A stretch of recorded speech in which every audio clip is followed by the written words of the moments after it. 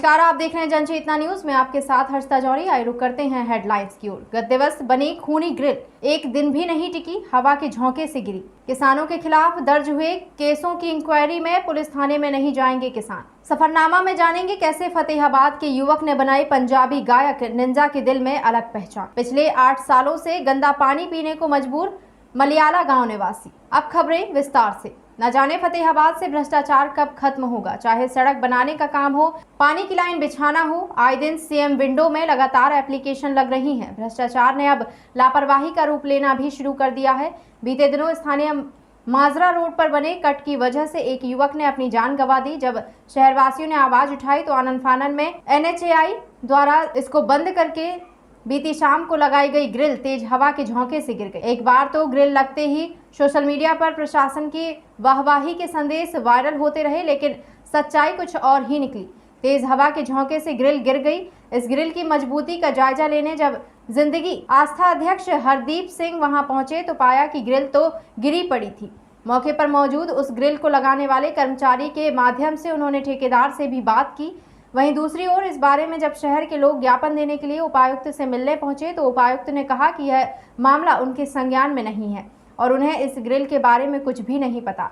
अब इस बात का फैसला करना मुश्किल है कि ग्रिल का निर्माण करने वाले मजदूर उपायुक्त का नाम लेकर खुद को बचाना चाह रहे हैं या फिर उपायुक्त अनभिज्ञता दिखाते हुए खुद को। ऐसा है, ये हमारे माजरा रोड का कट है, अशोक नगर से माजरा रोड की तरफ जाता है। इस पे 4 दिन पहले भी एक लड़के की डेथ हुई है। हमारे खेत में, मतलब भाई के खेत में काम करता था, लेकिन उससे पहले भी काफ़ी मौत हो चुकी है। जो ठेकेदार है घपला के मंशा से, मतलब उनका मकसद सिर्फ पैसे खाना होता है। अब ये सिर्फ फ़ोटो करने आए हैं। ये देखिएगा आप, इनका एक बार बनाइएगा इनकी वीडियो। ये मुआयना करने आए हैं ये लोग। आप लोग भी बना के गए थे कल। हाँ, ये किस तरह से बनाएगा आपने? नहीं बनाए वो कट रोकने के लिए नहीं, ये कट रोकने के लिए इस तरह बनाया जाता है। ऐसे बनता है ये नहीं, वो तो हट्टी मशीन और हमारी जब उसको खोल के हम तरीके से लगावा हमारे पास डीसी का फोन आएगा भाई, तो बंद करो। नहीं, डीसी का फोन ही आया था आपके पास कि इसको टेम्परेरी बंद करो। हाँ, इस तरह बंद करने के लिए बनाया था। अच्छी तरह बंद करो इसको, अच्छी तरह बंद। एक बात बताओ, हाँ, ये इसके ऊपर क्या बेस बनाया आपने? एक मिनट, दूसरे भाई को बनाया। नहीं, दूसरा भाई आप आए हो, दूसरे भाई जो आए हैं। मेरे पास तो फोन कहाँ भी आ भाई साहब। अभी एक बात आओ, आप कह रहे हो डीसी साहब ने कहा, डीसी साहब आपको ये कहेंगे जो कच्चा बनाओ।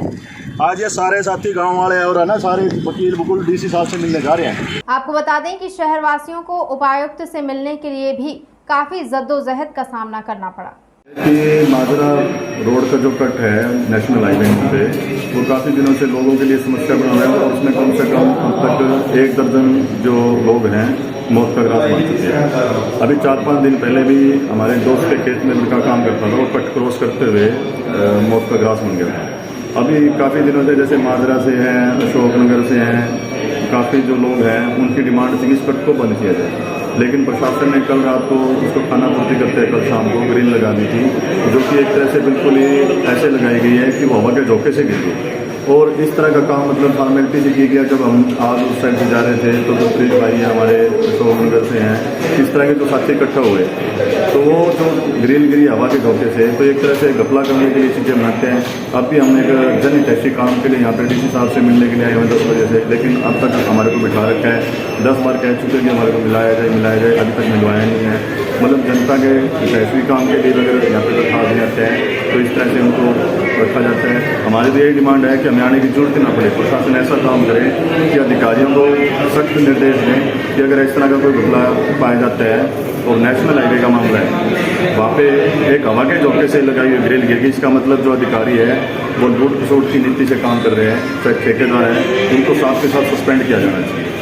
जी, नेशनल हाईवे कहाँ का मामला है जी? ये अशोक नगर से माजरा को जो रोड जाता है उसके बीच में जो कट है। कब से दुर्घटनाएं हो रही है जी वहाँ पे? ये जब से हाईवे बना तब से हो रही है लगातार। कभी ट्रैक्टर के आ जाता है क्योंकि वो कट बना हुआ है, या तो उसको पहले से ही फ्लाईओवर ऊपर से बनाया जाना चाहिए था, लेकिन इस तरह का कोई चीज़ इन्होंने पहले सोची नहीं। और जो कट आगे बनाया है बीच में से करने के लिए, वो बिल्कुल दूर है और उसका कोई औचित्य नहीं है। तो जी आपने पहले भी शिकायत करी है?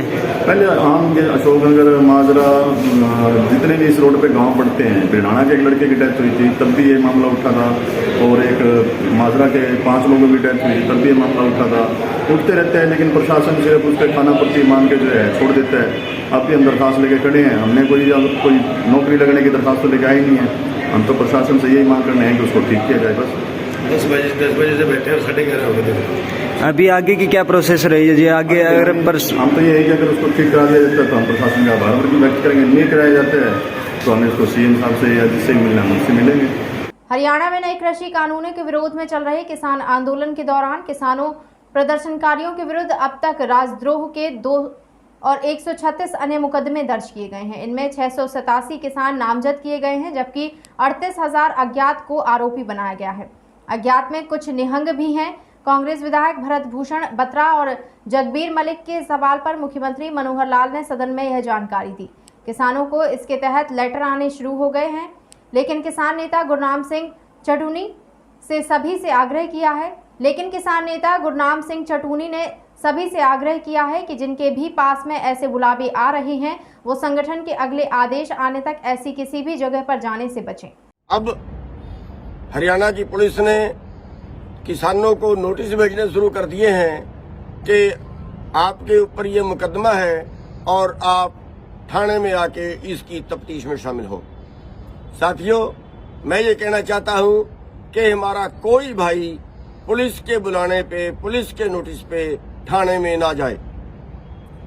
हम आंदोलनकारी हैं। अगर पुलिस कोई इससे ज्यादा ज्यादती करेगी तो हम सारे के सारे किसान जेल में जाने के लिए तैयार हैं। ऐसा ना हो कि आप अकेले जाएं और पुलिस वहां पे आपको बिठा ले और फिर आपके लिए प्रॉब्लम खड़ी हो। तो इसलिए मेरी सरकार को भी चेतावनी है कि सरकार हमें नाम दे दे, हमें तारीख बता दे, हमें ये बता दे कि उसको कितने किसान जेल में ले जाने हैं, कितनों पे मुकदमा है। सरकार हमें बता दे कि उसको किस दिन जेल में ले जाने हैं। हम खुद ब खुद अपनी गिरफ्तारी देने के लिए आ जाएंगे, और वरना पुलिस किसी को गांव में जाके परेशान ना करे, किसी के घर पे जाके उसके घर वालों को परेशान ना करे, किसी को नोटिस ना दे, और कोई भाई पुलिस का ना नोटिस पकड़े, ना उन पे दस्तखत करे, ना उनके बुलावे पे थाने में जाए। साथियों, बस हम इतना कहना चाहते हैं कि हम आंदोलनकारी हैं। हम सब मुकदमे जो है वो आंदोलन के तरीके से ही लड़ेंगे। अगर पुलिस किसी को गिरफ्तार करती है तो हम सारे के सारे आदमी हम जेल में जाएंगे, और ये हमारा एक तरह से विरोध प्रदर्शन होगा। इसलिए मेरी बेनती है कि कई लोगों के पास नोटिस आ रहे हैं और वो घबरा जाते हैं। किसी को घबराने की जरूरत नहीं है और किसी को थाने में जाने की जरूरत नहीं है।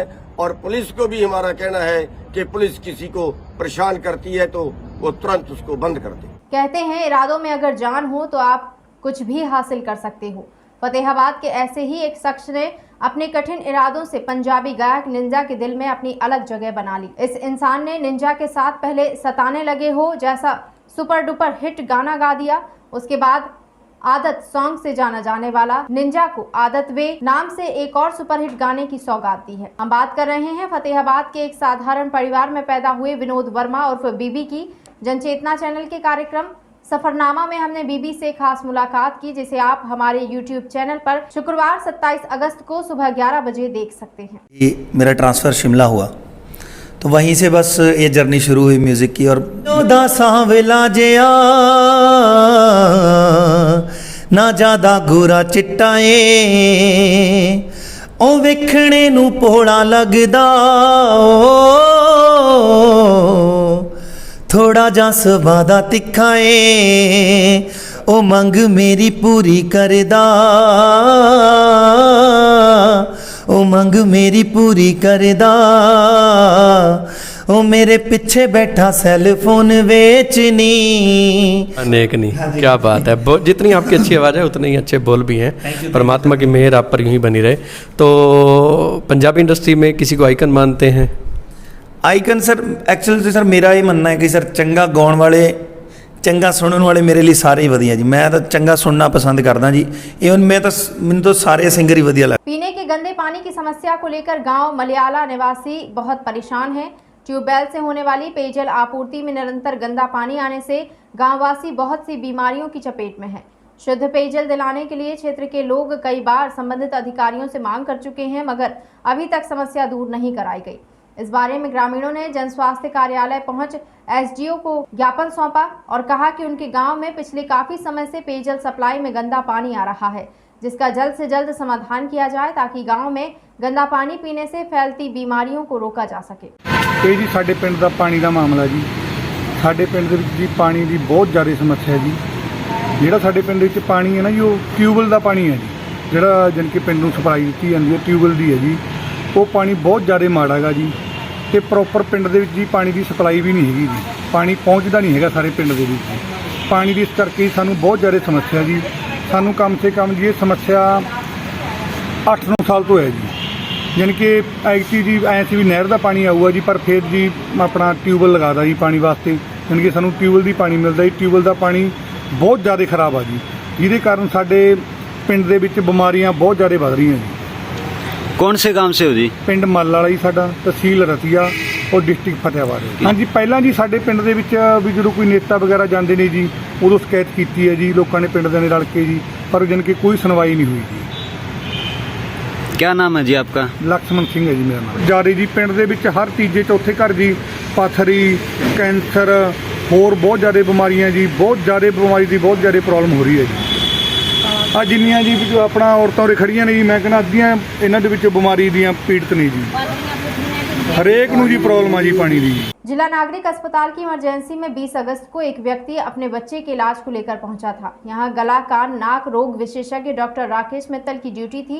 किसी बात को लेकर डॉक्टर व बच्चे के स्वजनों में कहासुनी हो गई थी। इसके बाद मामला मारपीट तक पहुंच गया था। बच्चे के पिता रोहताश का आरोप था कि वह उसके बेटे का इलाज करवाने के लिए इमरजेंसी में पहुंचा था, लेकिन डॉक्टर ने उसका इलाज करने से मना कर दिया और उसके साथ हाथापाई करते हुए मारपीट की।